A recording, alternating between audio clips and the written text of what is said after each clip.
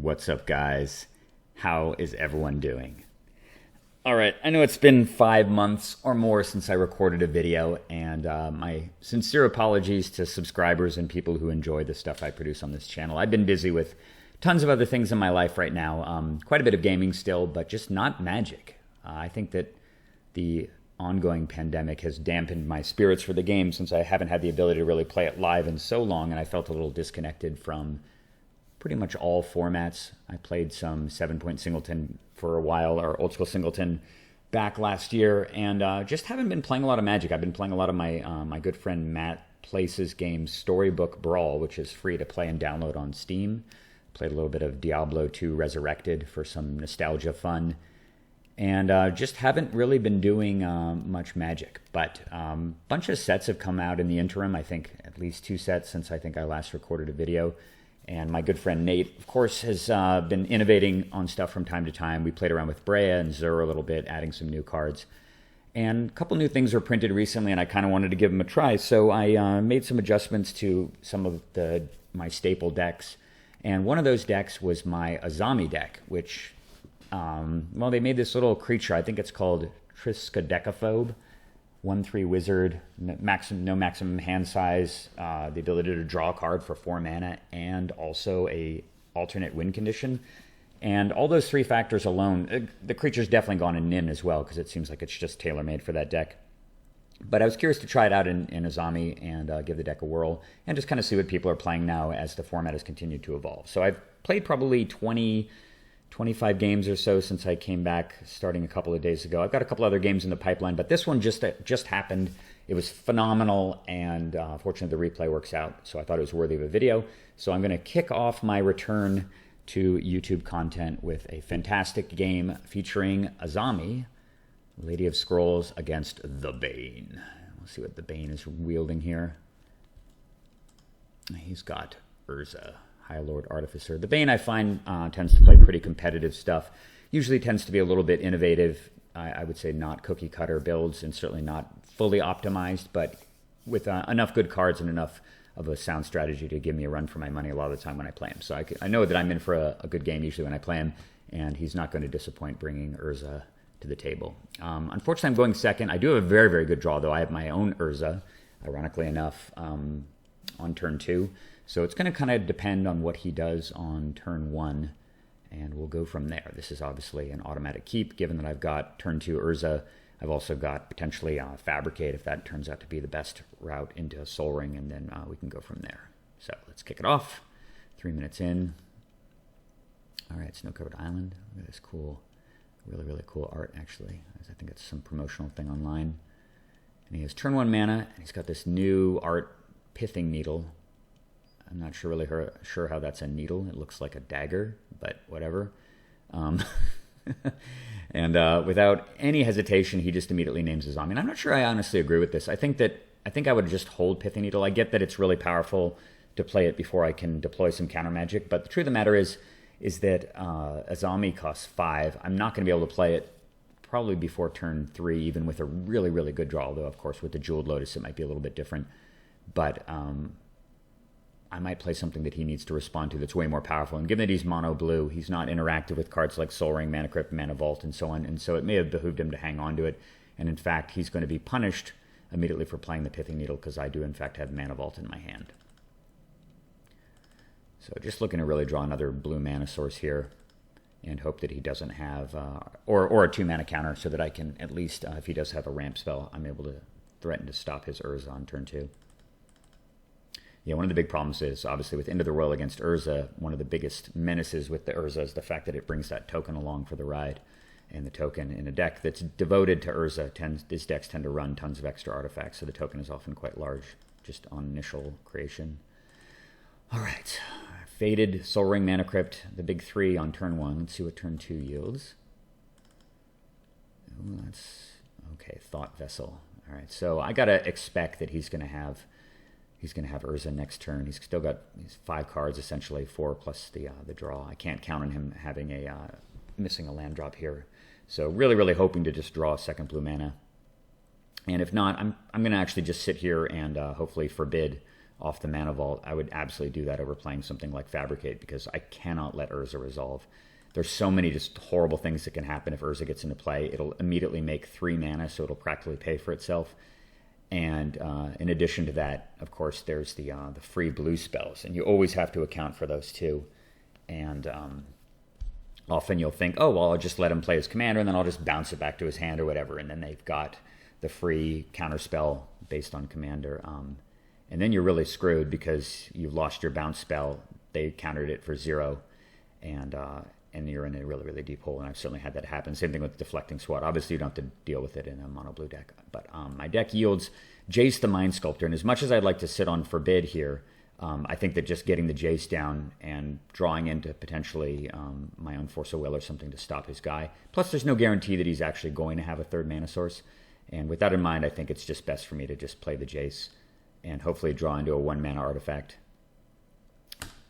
or a free spell. Come on, deck, let's do some stuff. Plus, I just need islands too. I'm not going to be able to wage much of a game without that. All right, good. I get a land. I get Tezzeret.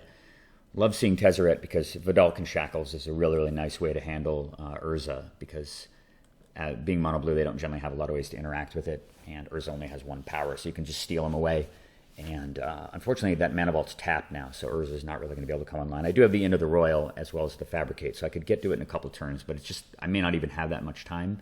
If he gets his Urza down, he's just going to have so much mana right away that I don't really see that Tezzeret is going to actually matter in this game necessarily, at least not right now. So everything else in my hand seems pretty relevant, except for maybe my own Urza at this point. So with that in mind, I'm going to put the Tezzeret back, and ultimately I decide to put back just the land, since I can draw that next turn. All right, crossing my fingers here. Maybe he'll miss his land drop, and I'll be okay. Please miss it. Oh, God, okay, he's got his own mana vault. Well, I'm going to have to face Urza. No answer. God, that's just so disgusting. It's such a powerful card, just as a commander. I mean, at least I had to go through the trouble of actually drawing it. Look at this thing. So he's got 1 mana floating, 2 additional mana. He immediately taps his Construct and thinks better of it. Taps the Pithing Needle, which is now Mox Sapphire. Howling Mine. Oh, my God. All right. Very, very bad situation. He puts more mana into play. There's now 2 extra sapphires. So he goes from having 3 mana in play to having, well, legitimately 6. So he puts a Gilded Lotus into play that turn. Oh, and it also happens to draw a card as well every upkeep, or every draw step he gets an extra card. So I am already in incredibly deep shit. And I know that the top of my deck isn't really all that good either. And he's got a 5/5 in play that's already threatening the Jace. So literally in 1 turn, this game went from tenuous to nearly blowout status. And that's really what this commander can do. It's just so vicious in decks that are devoted to it. I think it's absolutely top tier blue commander. I think it's objectively better than Azami. I like to play the Azami deck because it's interesting and quite intricate, and you can do fun things. But I think in terms of pure competitive mono blue, I think Urza is just a class ahead of Azami. There's so many different ways that you can do degenerate things with it, and the fact that it's deterministic at 4 mana versus 5 just makes it better. It's just a cheaper card, and I think overall probably better if you're really interested in playing competitive mono blue. Burrell is probably the best mono blue commander overall, though. All right, so I drew Misty Rainforest, as I knew I was going to do because I'm putting it on top of my library. So face for the crossroads here. If I play anything, it's going to be potentially chump blocking if I draw with the Jace the Mind Sculptor here.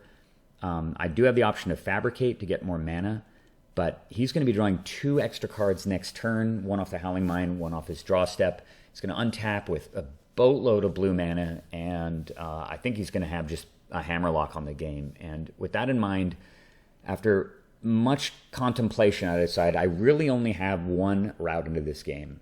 And for those out there who watch my videos, and particularly the Azami specialist, I'm looking at you, Anthony Giuliani, take a look at the board state, and I'm going to give you a couple minutes to think about what you might do here, as there's lots and lots of options, right? I could bounce Urza and then sit on my Forbid to try to stop it from coming back into play, but then I lose the Urza, and I lose the Jace, and I don't really have any way back into the game. He's got a 5/5. He's probably just going to redeploy his Urza in a couple of turns, given that he's got Mana Vault and Howling Mine, so he'll be able to untap Mana Vault and then just play the Urza again in a couple of turns.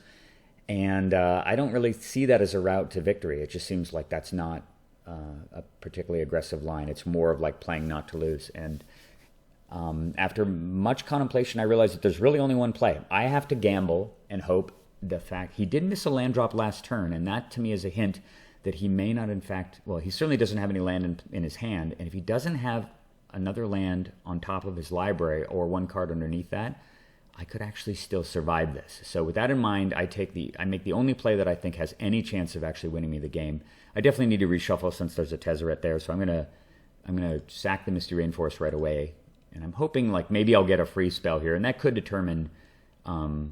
Yeah, actually I can't draw with the Jace this turn anyway, so it's not going to matter. So with that in mind, I'm going to play my Baral. Hope this resolves. Okay, good. He did not have the free counter, and I'm going to enter the roll the Construct token. I'm doing this first, since if he counters that, the reason why I'm doing the token first is, first of all, that's a blue mana source for him. But if he counters it, then I can bounce it with the Jace and leave the Jace in play. Obviously, he gets all of his mana. He gets to tap his Howling Mine. It's still terrible for me, but at least in that case, I'm not going to automatically lose the Jace the Mind Sculptor or be forced to chump block with Baral, which I certainly don't want to do. So the fact that that resolves is a good sign, and now I'm going to bounce Urza, and I'm going to pray that he does not have another blue mana source on the top two cards of his library. So we'll see what happens. Mana Vault pings him for a damage. He draws 2, crossing the fingers. And these decks do run a ton of artifacts, since they generally expect to be able to use their artifacts to provide mana, and probably doesn't run a ton of regular land. There's this long pause, and he starts tapping mana, and he casts Rhystic Study. And honestly, in my entire time playing Magic Online and playing Commander, I don't think I've ever been happier to see an opponent cast Rhystic Study. And I seriously just give the fist pump when he plays that, because that is, as powerful as it is, that changes the texture of the game so much. So now I've got Jace and Howling Mine and a Baral, and I'm drawing 3 cards this turn, and my defenses are back. And the top of my library is Patron Wizard. Wow, and another land too. All right, I'm going to draw with Jace. There's a Click, a land, and a Grim Monolith. And I'm going to just put the Polluted Delta back, since I want to draw as many lands as possible, and I don't really see the Vendalian Click mattering that much either right now. Oh, actually, no, I guess I don't need the Grim Monolith, since my plan here is very succinct. Since he didn't have a land last turn, if I play Patron Wizard here, if he doesn't counter this, and he does not counter it, okay, so now he's got 3 mana, and I have 2 wizards in play with Patron Wizard. And I was able to pay for a Rhystic Study. No, I will not be attacking. Interesting game here. All right, so he draws 2. Finally gets his 3rd land, just 1 turn too late for him. And he casts Brainstorm. So in this position, it's a bit of a dilemma for him about whether or not to interact with the Brainstorm, because the thing is, he may just cast Brainstorm and then just follow up by doing nothing, which gives him the ability potentially to counter on my turn. And the risk of me using these guys to stop it is that obviously I can. He's going to spend 2 mana, but that leaves him with 1, which means he can get around. He could potentially play something else. But I figure better to counter the Brainstorm now, make him pay his mana before he gets to see any extra cards, because it would change his strategy.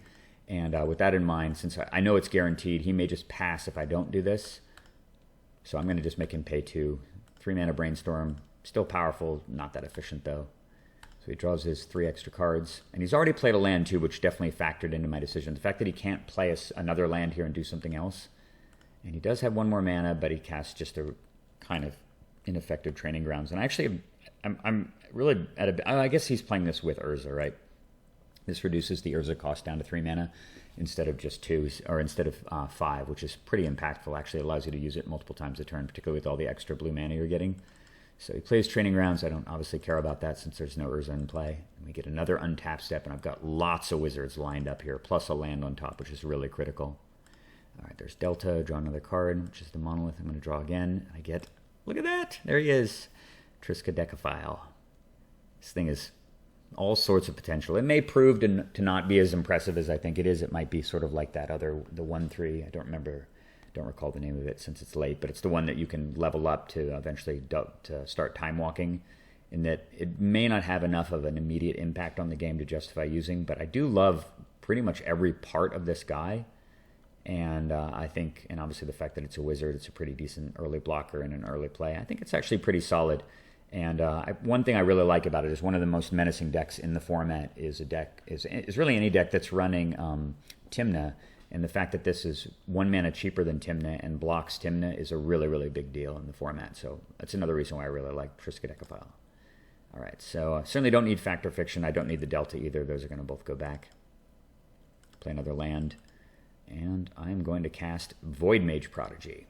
And, of course, pay the mana. So now this is looking really disgusting. I can power sync anything he plays for 3, and after he's paid that, all that extra mana, I can just sack Baral, most certainly, and counter what he plays. So he's falling very quickly into a really deep pit. He's got Pithing Needle in play, naming Azami. Imagine if it was saying Patron Wizard. Like I said, it was very premature to play this. If he had held on to Pithing Needle and not played it earlier, he could have shut down Patron Wizard with that, and I think it would have changed the game dramatically as well, because Pithing Needle is not doing much. So he draws 2, and he plays Spellskite. Very, very good card in his deck, obviously. Prevents me from really interfering with his Urza, and of course it makes blue mana as well. And this thing is just obnoxious in general, and I decide that since that interferes with bounce and stuff, well, first things first, I'm gonna make him pay the tax for it. So I make him pay that, make him pay again, and after he's invested 5 mana in a Spellskite, I'm gonna sack Brawl and counter it. Just keep it off the board, since he doesn't really have much of a follow-up. Also, I've got this Fabricate sitting in my hand, of course, and every turn that goes by, I'm able to deploy more lands and tap out more of his islands.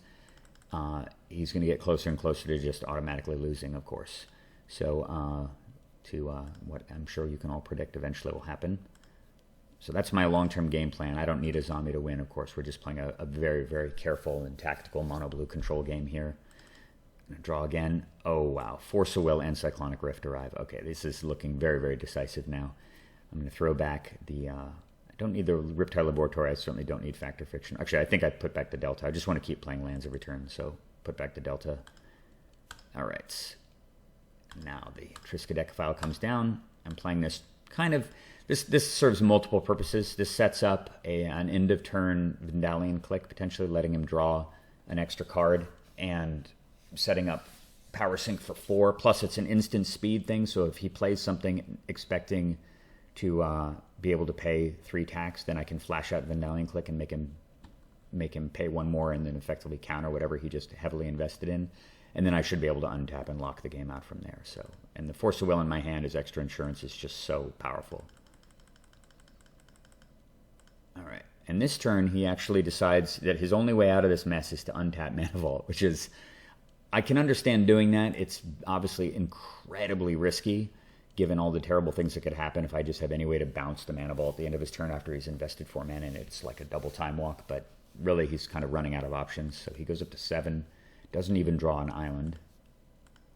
And so he just sheepishly passes the turn back to me. And at the end of his turn, it's time to pull the trigger. I play the Vendalion Click anyway. And let him draw a card, and he decides to cast Pact of Negation. Yeah, that's a little risky. And yeah, that's going to happen. I gave some thought to actually using these little guys to at least make him tap his Thought Vessel. But I figured that maybe he was just playing it, assuming that I would just counter. And no way in hell am I going to counter that. All right.